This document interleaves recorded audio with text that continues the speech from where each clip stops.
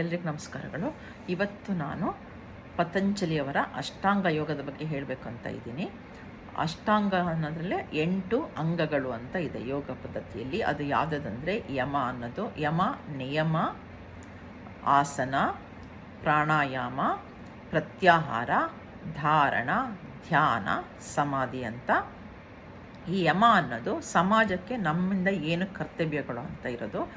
ಅದನ್ನು ಇನ್ನೊಂದು ಸಲ ಡೀಟೇಲಾಗಿ ಹೇಳ್ತೀನಿ. ಯಮ ಇರೋದ್ರಲ್ಲಿ ನಾವು ಸಮಾಜಕ್ಕೆ ಏನು ಮಾಡಬೇಕು ಅನ್ನೋದೊಂದು. ನಿಯಮ ಅನ್ನೋದು ನಮಗೆ ಅಪ್ಲೈ ಮಾಡ್ಕೊಳ್ಳೋದು, ನಾವು ಹೇಗೆ ಬಿಹೇವ್ ಮಾಡಬೇಕು, ಹೇಗೆ ಕಂಡಕ್ಟ್ ಕ್ಯಾರೆಕ್ಟರ್ ಇರಬೇಕು ಅಂತ ಇರೋದು.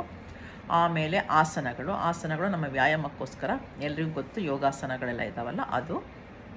ಆಮೇಲೆ ಪ್ರಾಣಾಯಾಮ ಅನ್ನೋದು ನಮ್ಮ ಬ್ರೀದಿಂಗ್ ಎಕ್ಸಸೈಸ್ ಅಂತ ಹೇಳ್ತೀವಲ್ಲ, ಅದರಿಂದ ನಮಗೆ ಮನಸ್ಸಿಗೆ ಶಾಂತಿ, ನೆಮ್ಮದಿ ಸಿಗುತ್ತೆ. ಧ್ಯಾನಕ್ಕೆ ಹೋಗಲಿಕ್ಕೂ ತುಂಬ ಸುಲಭ ಆಗುತ್ತೆ. ಅದು ಅಲ್ಲದೆ ಎಷ್ಟೋ ಕಾಯಿಲೆಗಳನ್ನು ನಾವು ಈ ಪ್ರಾಣಾಯಾಮದಿಂದ ಕಡಿಮೆ ಮಾಡ್ಕೊಬೋದು.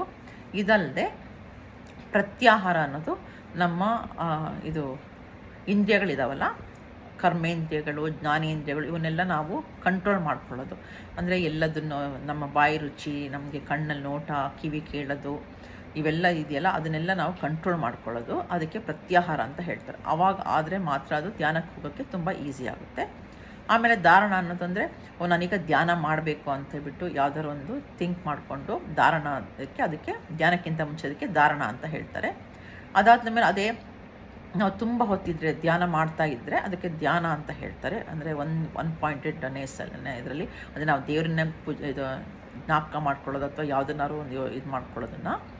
ಇದಲ್ಲದೆ ಅದು ಜಾಸ್ತಿ ಆದರೆ ತುಂಬ ಲಾಂಗ್ ಟರ್ಮ್ ಆಗಿ ನಮ್ಮ ಅರಿವೇ ನಮಗೆ ಇಲ್ಲದೆ ಇರೋದು, ನಮ್ಮ ದೇಹದ ಅರಿವೇ ನಮಗೆ ಇಲ್ಲದೆ ಇರೋದು, ಅದಕ್ಕೆ ಸಮಾಧಿ ಅಂತ ಹೇಳ್ತಾರೆ. ಇದಿಷ್ಟು ಅಷ್ಟಾಂಗ ಯೋಗದಲ್ಲಿ ಬರೋದು 8 ಅಂಗಗಳು. ಧನ್ಯವಾದಗಳು.